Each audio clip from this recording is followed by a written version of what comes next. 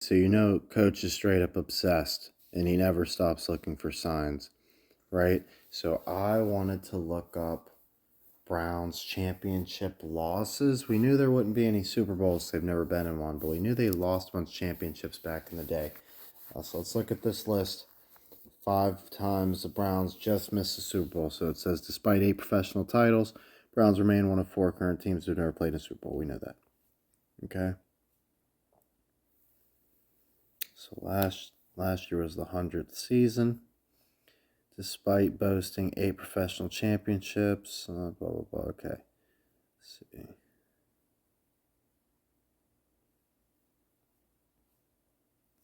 First Super Bowl was 67. That's our 76.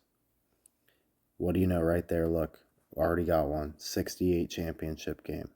Okay, so Browns were not really expected to make an appearance in the title game following 68 season, but a big win over the 12-2 Cowboys in the Eastern Conference playoff. And this is how crazy things used to be. The Browns and the Cowboys used to be on the same side. Set up a meeting on December 29th against the Baltimore Colts at Cleveland Stadium. I told you the Colts and Browns got beef, right? So then the Browns beating the Colts in October, only lost for Baltimore during the regular season. Colts took their revenge on Cleveland in a 34-0 beating. Let's see, gave up 184 yards. Browns' entire offense only had 173. Colts would go on to lose to the New York Jets in the Super Bowl, one of the game's biggest upsets. Okay, so that Broadway Joe game that always gets talked about, and it was the biggest upset ever, beating the Colts. Cleveland had already beaten the Colts in the regular season and beat, what was it, the 12-2 Cowboys? Okay, so if they would have been in that game, they also would have been huge favorites over the Jets, which, like I said, in completely different conferences, shows you how this league works. They'll switch them around to get the matchups they want, right? Now, so the Browns would have been heavy favorites there too. They could have been just a random team to go under the Jets. Like, why didn't it happen there? Why are we still saving it till now? Okay, 69 championship game. Browns made it back to the league title game the following season after once again taking down the Cowboys in the Eastern Conference playoffs. Cleveland traveled to Metropolitan Stadium, take on the Vikings, what would be the final NFL championship game played under that title. Okay, so this was in the 70s, though. This should have already been Super Bowls. Oh, maybe they mean like instead of NFC or something like that. The two teams had played in November in the same stadium, and the Vikings rolled over the Browns 51-3. It's more of the same in the title game. Minnesota put a pair of touchdowns. So, there you go. So one of the Vikings' 4 Super Bowl losses, the Browns let them get there. Once again, the Browns could have just showed up and lost that one, but they didn't. And look, right here already, 86, or 68 and 86, we already got a flipperooski. Right? So Browns finally looked to make it to the Super Bowl following the 86 season, after finishing the season at 12-4 and earning a home field advantage in the AFC playoffs. Cleveland opened the scoring when quarterback Bernie Kosar hit running back Herman Fontenot with a 6-yard touchdown pass in the first quarter.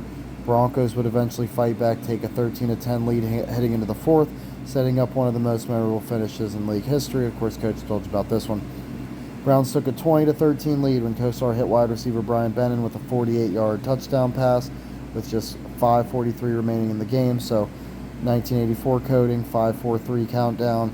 Things continued to go in Cleveland's favor on the ensuing kickoff after the Denver receiver could not control the ball and was tackled on his own 2-yard line. Denver, however, and keep in mind, this is the most famous drive, if not the most famous moment in all of NFL history. Happened in 1986, and it's a 98-yard drive? Huh? You think that's a coincidence? So then after that, in overtime, after they made their 98-yard miracle drive with a minute left, 37 seconds left remaining to finish it, or send it to overtime, they finished it with a 60-yard drive, capped by a 33-yard field goal. And what do you know? 87. AFC Championship. Jim Brown died at age 87.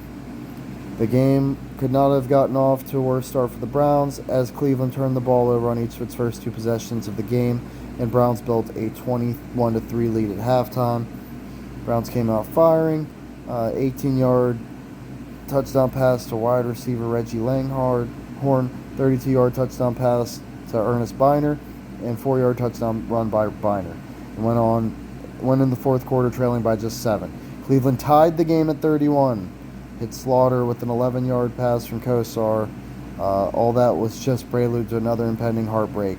John Elway hit Sammy Winder with a 20-yard touchdown pass to reclaim the lead. Kosar and Browns offense took over at their own 24-yard line. Offense drove to the Denver 8-yard line with little more than a minute remaining. A chance to tie the game. Well, the draw play, Biner was stripped of the ball. That's the fumble. So they had the drive followed by the fumble back-to-back years. Right, so dream over for another chance at Browns Super Bowl. Broncos go on to lose to the Skins.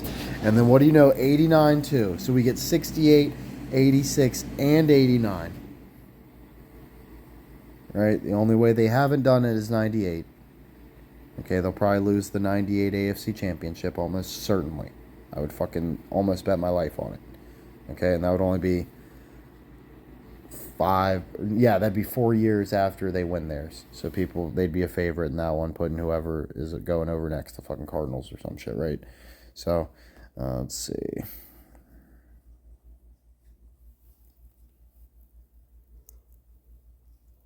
So Denver beats them off the fumble, and they go on to lose the Super Bowl to San Francisco. So yeah, keep in mind, it's been 68 years since Lions-Browns, and the Browns lost 89, 86, and 68. 3 of the 5 chances they had to get to the big dance.